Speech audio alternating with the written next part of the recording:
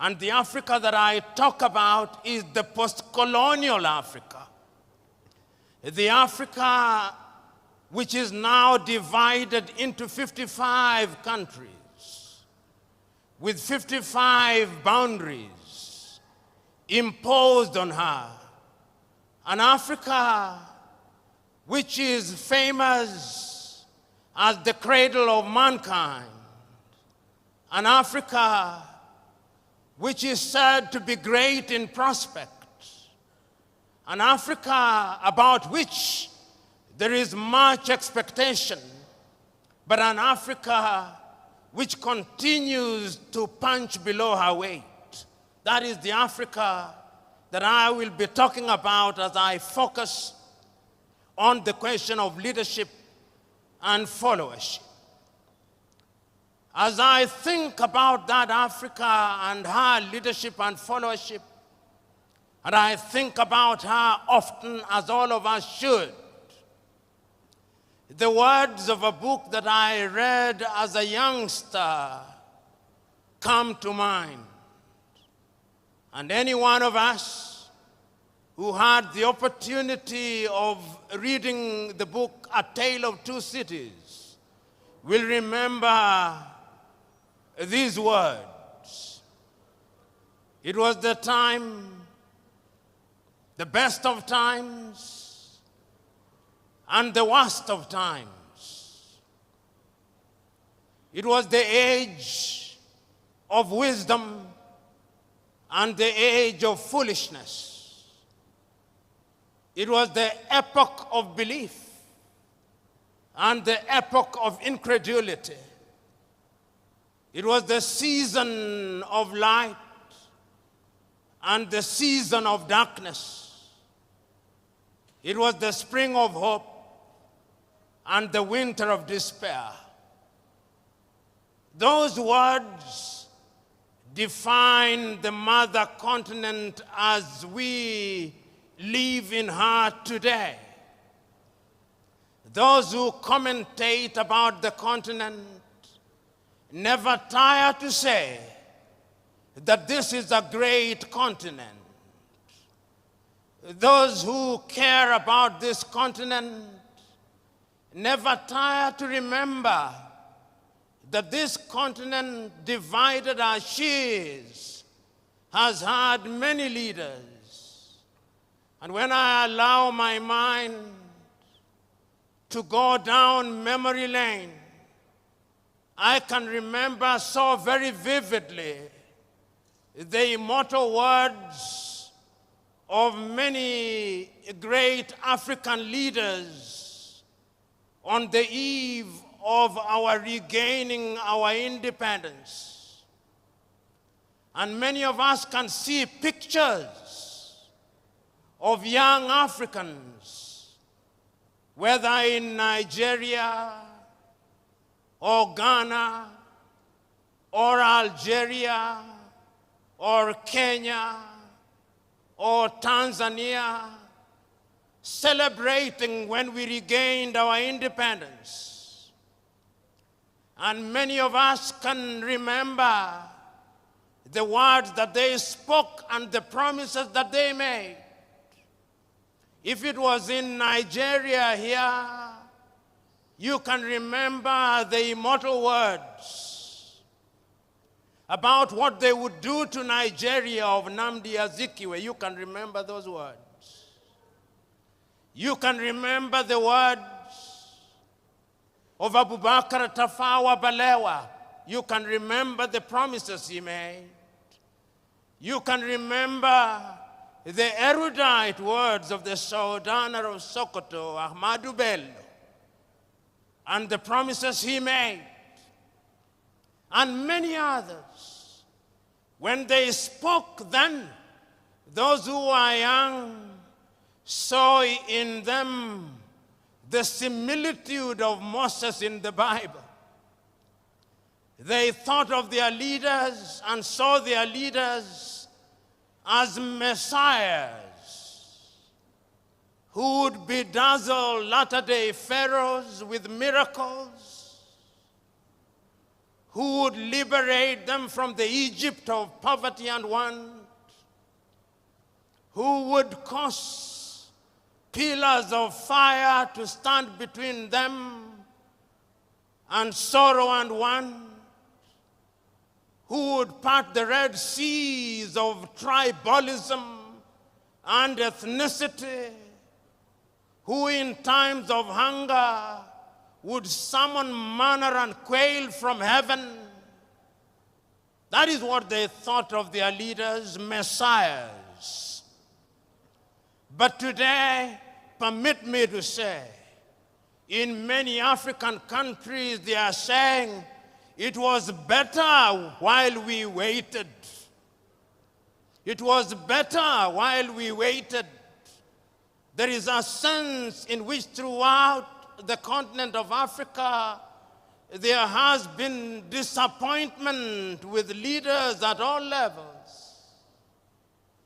So that when on the eve of independence, we wanted to come home, now that we regained independence, we never tire to see images of our young men and women dying in the Sahara, dying in the Mediterranean Sea, being humiliated at the embassies of the erstwhile colonizers as they seek to leave our countries and the continent. It was better while we waited, they say.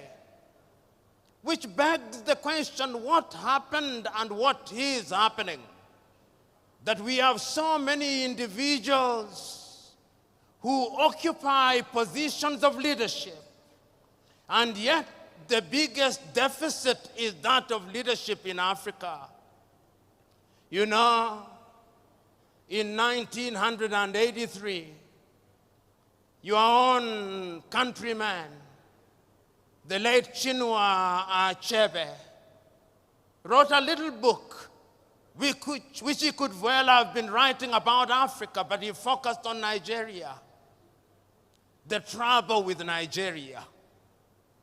And Chinua, without mincing words, says the trouble with Nigeria is simply and squarely a problem of leadership. Whether you agree or disagree with Chinua, that is another debate. But he had his perspective. And he was asking a question that we continue to ask about the continent of Africa. Why is it that while on average 60 years after we regained independence, the 55 countries that constitute the continent of Africa, why is it that we cannot feed ourselves? Why is it that we have no faith in our institutions? We have no faith in our hospitals. Why is it that we have no faith in our education systems? Why is it that we have no faith in our abilities? Why is it? Where has the leadership been?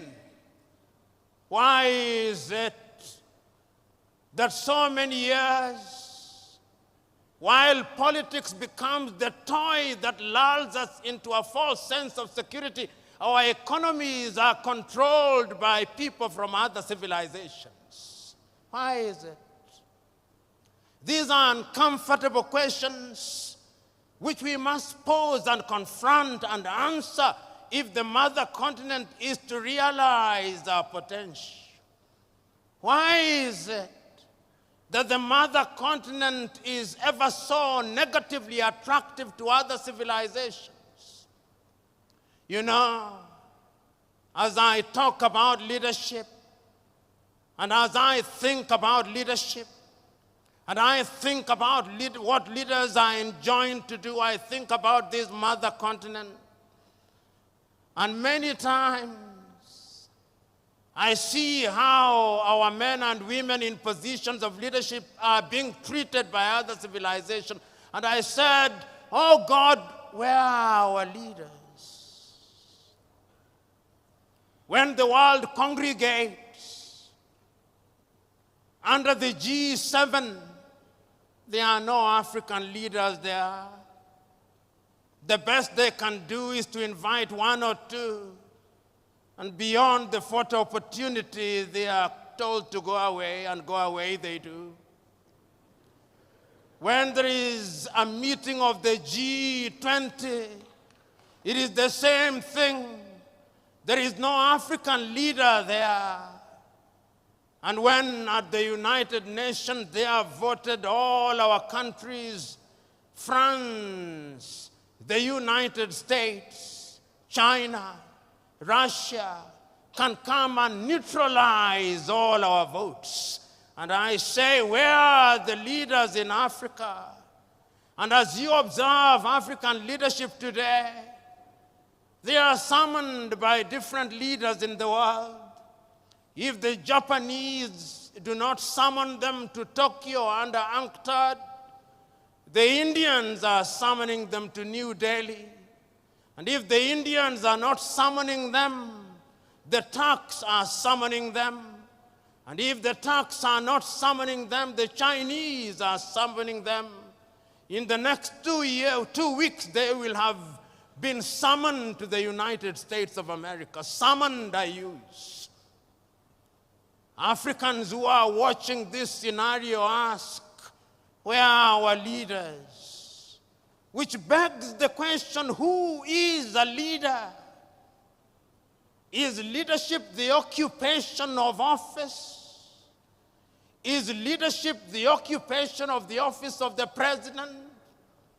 Is it the occupation of the office of a senator or a member of parliament?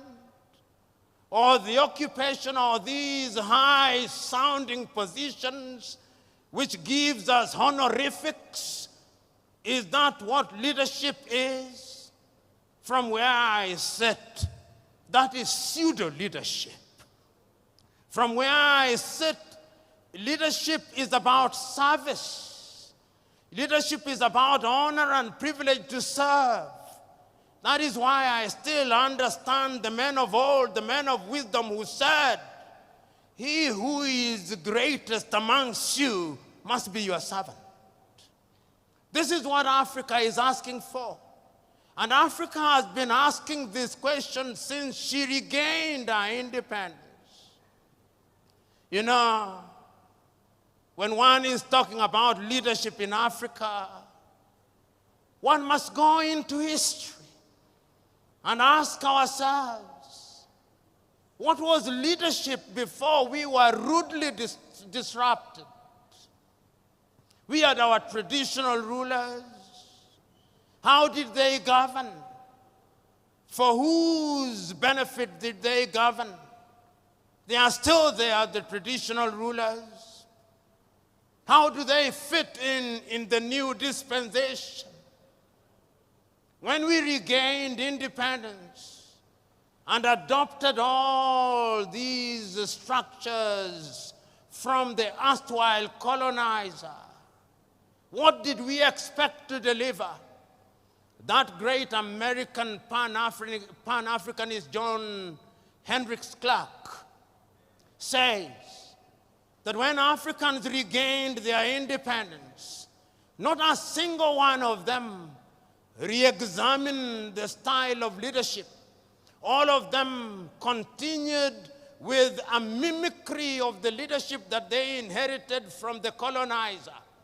And he then delivers this verdict: not a single African country will ever succeed by mimicry.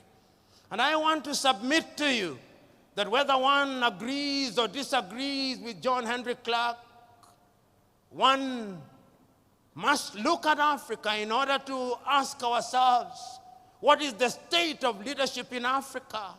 And permit me to run you across the continent of Africa, and you will see a continent that is not at ease.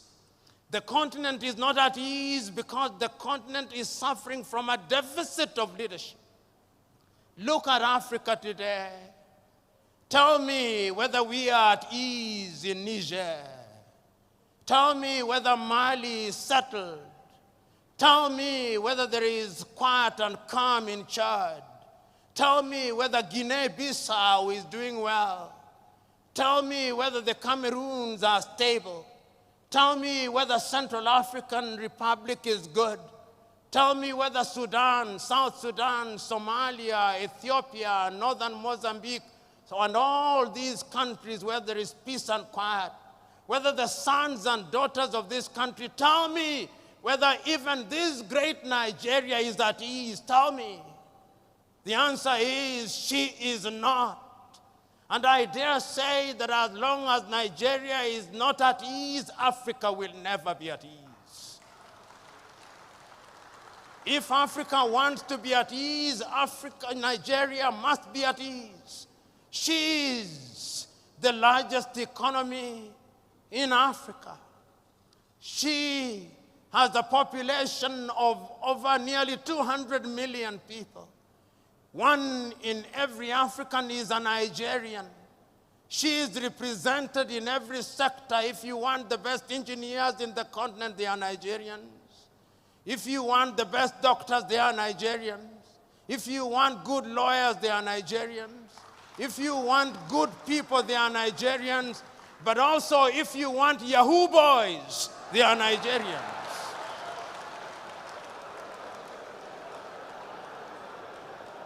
Nigeria is a great country. A friend of mine once told me that if you go to any part of the world and you do not find a Nigeria, leave that place, because there is nothing to do there. Nigerians are present everywhere in the world, everywhere in Africa, and Nigeria, I'm told, is a $500 billion economy. Never, ever be proud of that, Nigerians. This is an economy that should at least be a $4 trillion GDP economy. Whenever you reach that level, then I'll say Nigeria is doing the right thing. All the ingredients are there. The question is, why is it that she is not realizing our potential? When we talk about leadership, we must ask ourselves, why is it that despite the best intention of the best of us, we do not get and gain what we desire? You know, I said that when you look at Africa and leadership, you must go back to history. And you ask yourself what the leadership is. And we have looked at Africa that is not at ease. But yet there is a sense in which Africa has had and continues to have men and women of renown. I remember, courtesy of history, when Africa was struggling for our independence. I can remember that great meeting in Manchester in the United States of America, the Pan-African meeting. And history tells me that Nigeria was there. Chief Obafemi Awolowo was there in 1945. And I can still remember his words spoken about African unity. I remember that Ghana's Kwame Nkrumah was there. And then we remember how they came back to the continent to lead the continent. And I am still wondering how in those days, without the benefit of the internet, without the benefit of all means of communication that we now have today, that those men and women were able to govern and to galvanize the attention of the continent of Africa for the sake of Africa. They were there throughout.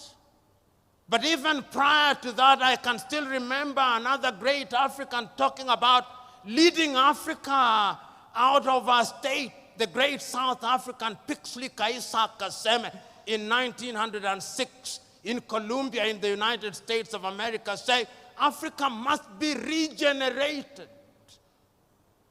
When all these things happened, there were leaders in Africa at that time, and their mandate was cut out for them. Their mandate was to ensure that we broke the colonial chains, and we did. I remember, and many of you here, courtesy of history, will remember many Africans at that time, and if I name them, you will agree with me that they were leaders. How many of you in this assembly will not remember Marcus Garvey and say that he was a leader? How many of you here will not remember Julius Nyerere and not say that he was a leader? How many of you will remember Kaunda, Amilcar Cabral, Samora Moises Machel, Agostino Neto, Namdi Azikiwe, Abubakar Tafawa Balewa, Gamal Abdel Nasser, and many others, and remember that they were leaders who did not want to occupy political space because of material aggrandizement. They denied themselves. I so very fondly remember that when Kenneth David Kaunda left office, it was said of him that the only amount of money he had in his account was the equivalent of $5,000. That is what your current politician eats for breakfast. I can remember when Julius Kambarage Nyerere left office after 24 years, the only amount of money that he had in his account was the equivalent of 8,000 United States dollars. That is what your current politician uses for a single visit to a gymnasium. They were leaders who were selfless. They understood that it was an honor and privilege. They sacrificed their lives. They saw their positions of leadership as that of leading their brethren. They did not think that they were superior to the people they led. They thought it was a privilege and that they had the honor, and that because they had that honor, then they had to serve their leaders with distinction, with consistency. They were prepared to be questioned. They did not believe that they had the monopoly of knowledge and wisdom.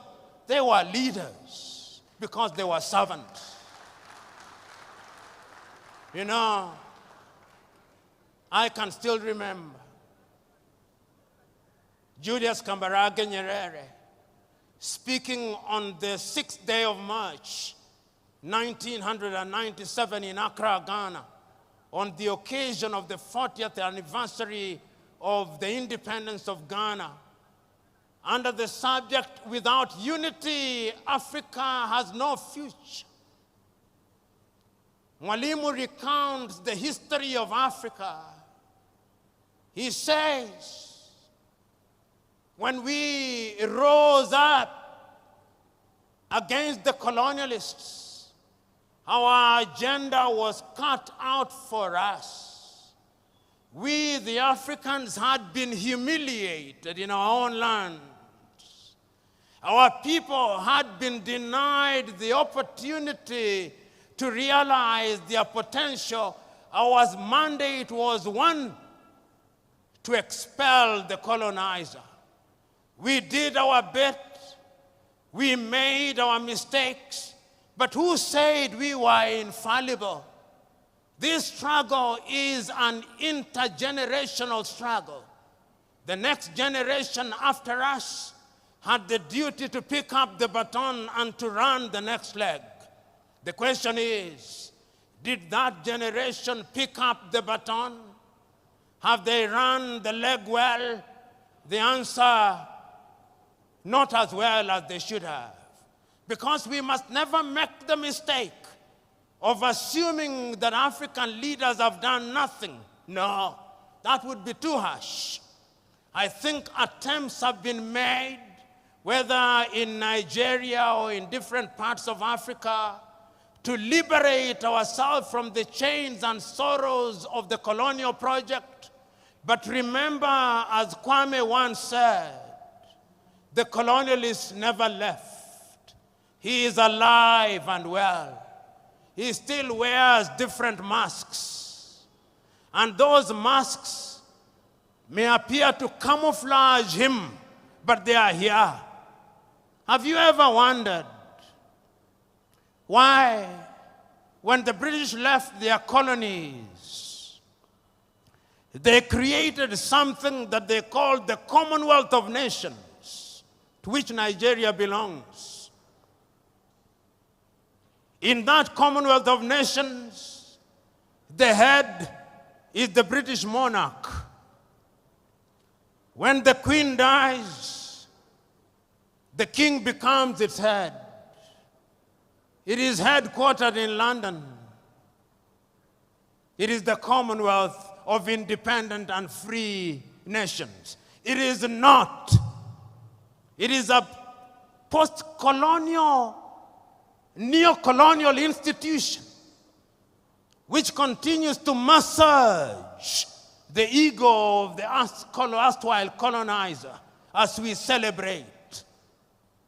Through such institutions, they continue to control and to manipulate us. And many of us, particularly those of us who have had the advantage of foreign education, we never want to talk ill of bodies such as the Commonwealth. I do. And it's not only the British who did it. The French did it under Francophonie. In order to control their former colonies and to make sure that they remain within their sphere of influence, they created a body which is alive and well. In the former French colonies, it's even worse. They even print their currency. The Portuguese did it. So, inasmuch as African leaders have been trying to ensure that we change the circumstances of our people, there have been external attempts at torpedoing those efforts. And Africa and African leadership must be seen in those contexts. There are those in many African countries who have allowed themselves to be acolytes of the neo-colonizers and to the detriment of the continent of Africa. So when we interrogate leadership, we must ask ourselves, how free are our leaders? How free are our politicians from external influence? But is that an excuse? No, it cannot be an excuse. Leaders in a multi-ethnic environment must also be different. You know, Nigeria, as Chinua rightly said, like all African countries, is an artificial entity. Chinua says in his book, The Trouble with Nigeria, that there is nothing comparable to how the European nations were created. There is no Nigerian, Chinua Achebe says, in the same way as there is a Danish or a Swedish or a Norwegian. Nigeria is a unique state with many states. The same is true of Kenya. The same is true of Ghana. Nigeria possibly has over 500 nations within her. Tanzania, 136. The Democratic Republic of Congo, 306. Kenya, 42. Uganda, 56. In order to be a leader in such countries, those who have the honor and privilege must be men and women who are prepared to ensure that they weld the bonds amongst those people. As Samora Moises Machel said, if the post-colonial African country is to succeed, the tribe must die.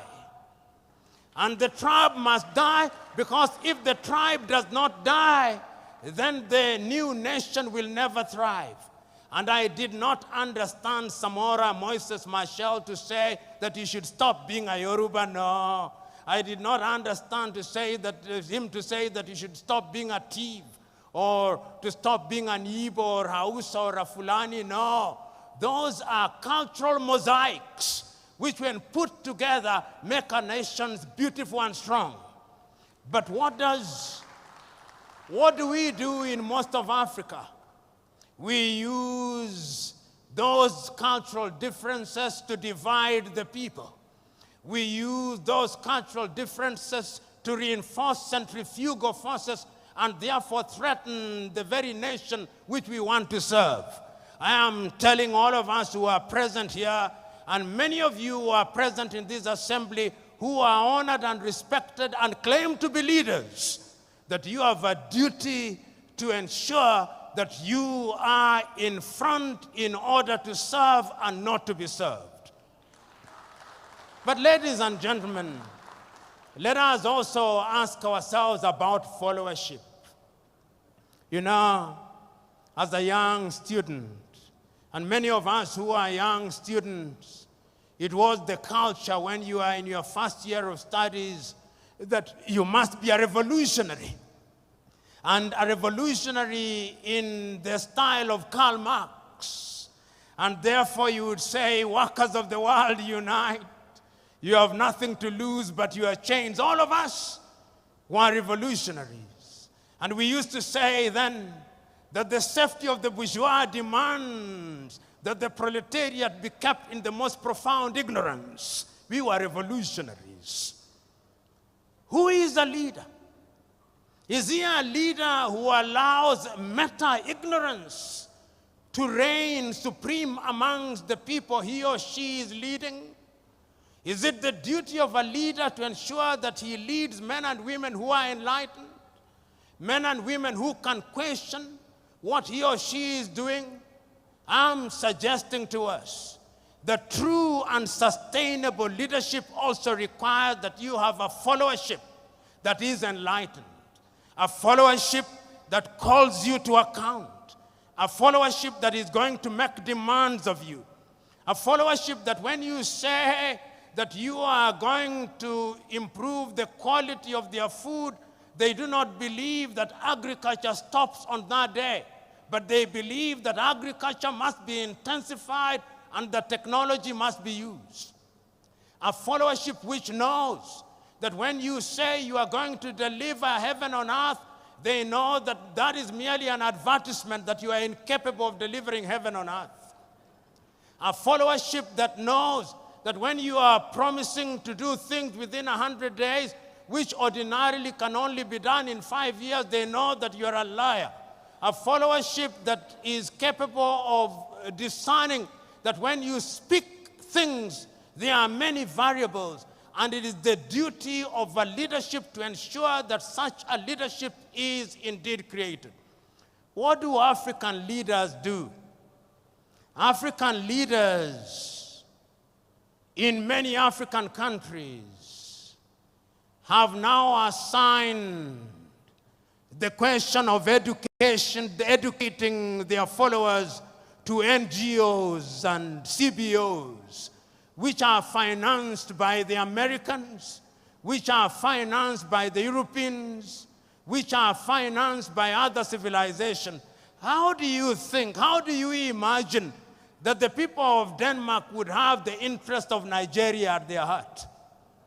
How are you satisfied that all those civic education activities that are being undertaken in Borno, or in Maiduguri, or in Abeokuta, financed by USAID, are meant to be for the benefit of Nigeria? Because the last time I checked, the English used to say, he who pays the piper calls the tune. So today, when you look at most of Africa, we have a followership that is tuned from outside. It is not a followership that is tuned from inside. And you wonder why they behave the way they do. They behave the way they do because they are being tuned by other civilizations. 3 years ago, an old friend of mine, now gone to be with the Lord, was engaged in a conversation with me. And I was complaining about the leadership, and he told me, I hear you, young man. You're always complaining about leadership in Africa and other parts, but have you ever wondered about the followership? Says you are complaining about the windmill, but do you ever bother about the wind? Is it not the case that the windmill follows the wind? I'm suggesting to you that Africa will never realize our potential as long as the critical mass of our people are immersed in sorrow and want.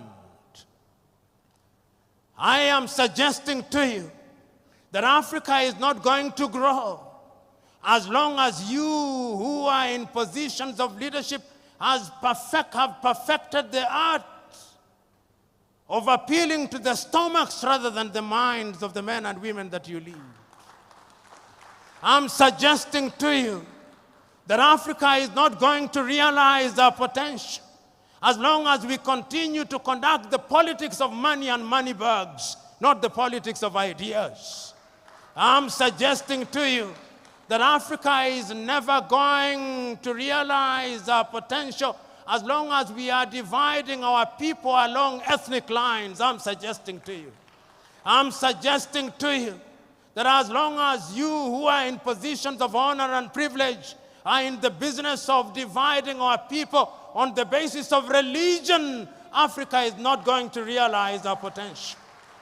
I remember in 1982, I watched a movie about Mahatma Gandhi, and I remember that great man saying in one of the scenes in the movie that he remembers one day when somebody who was more enlightened than the other preachers came, and he said that on that day he saw that preacher reading from the Muslim Quran on to the Christian Bible, on to the Jewish Torah, on to the Hindu Gita, and on to incantation in African religion, as if it did not matter which book was being read as long as God was being worshipped. I look forward to the day when those of you who are in positions of leadership will be able to tell our people, wherever they are in Nigeria or Africa, that it is not for us to fight for God. If I have a God for whom I have to fight for, that is not a God. The God that I worship fights for me. And if we accept that that is the nature of God, that is omnipresent, omniscient, and He knows all, then we are going to unite our people. In other words, I'm saying that if we are going to have a followership that is going to change the continent of Africa, we have got to exorcise the ghost of ethnicity. We have got to exorcise the ghost of ignorance. We have got to exorcise the ghost of poverty. We have got to exorcise the ghost of narrow-mindedness. Fellow Africans, fellow Nigerians,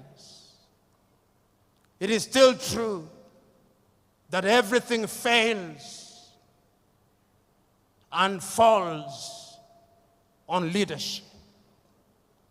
It is true that we men and women are in unique positions. Abu Bakr or Lusala,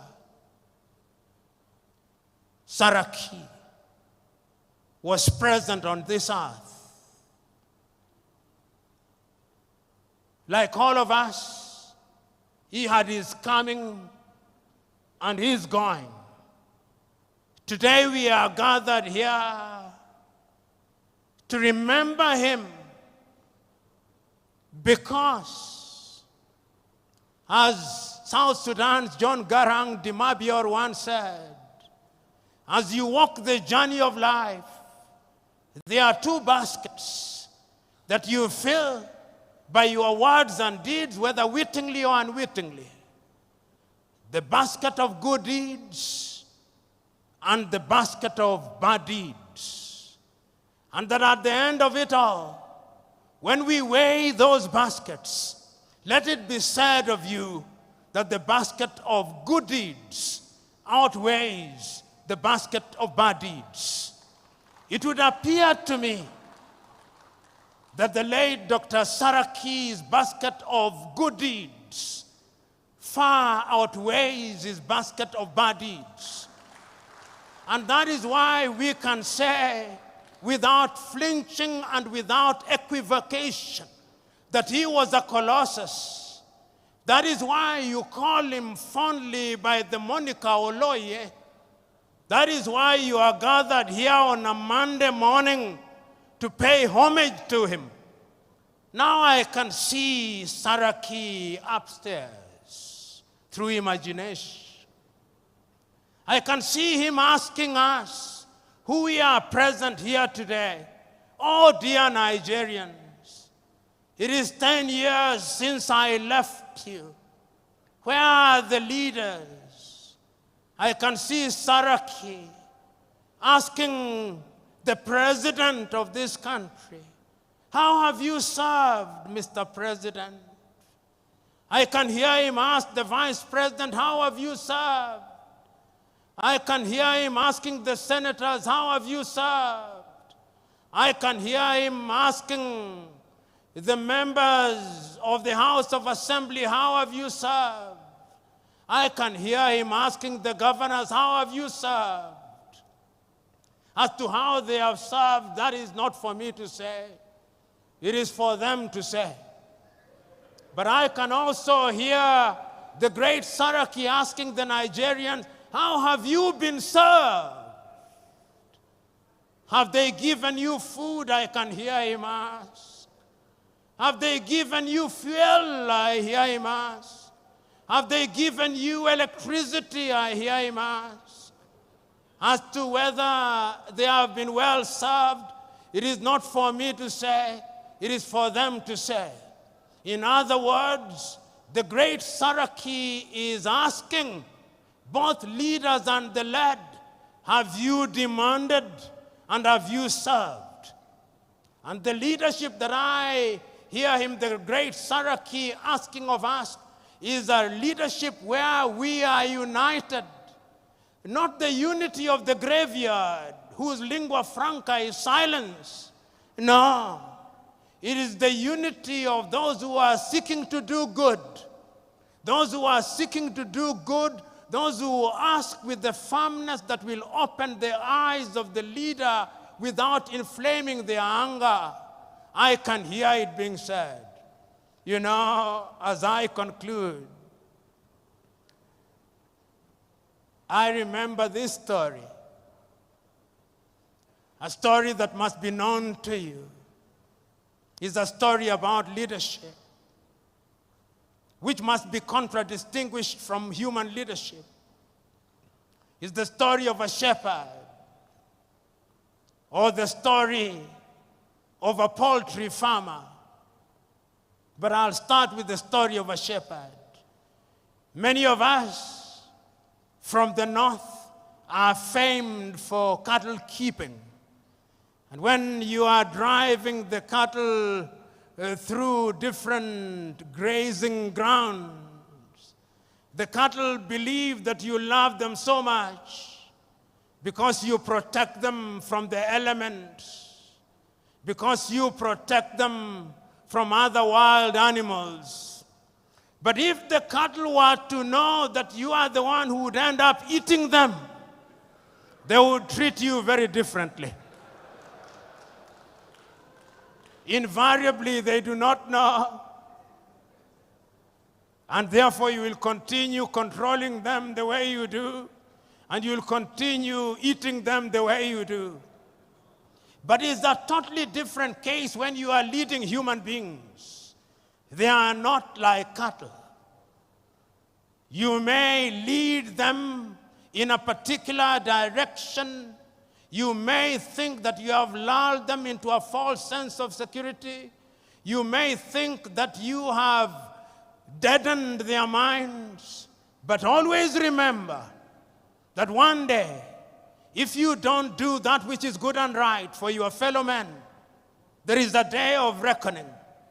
There is a day of reckoning, and history has demonstrated that it can come in the twinkling of an eye. History has demonstrated that kings have been toppled. History has demonstrated that presidents have been removed. History has demonstrated that great men have been cut down. History has demonstrated that men can rise when they are misled. History has demonstrated that men are indeed capable of rising up.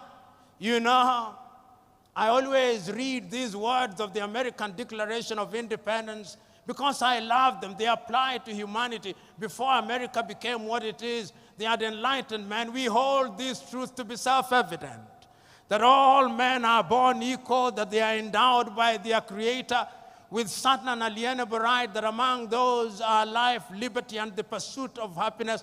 And it is for this reason that governments are instituted amongst men, and that when those governments fail to perform, it is the duty of those people to rise up and to remove such governments. I am submitting to us that we in the continent of Africa, you who have the honor and privilege of serving, you who worked and served under the tutelage of Oloye, today, let us take a solemn vow. God bless you.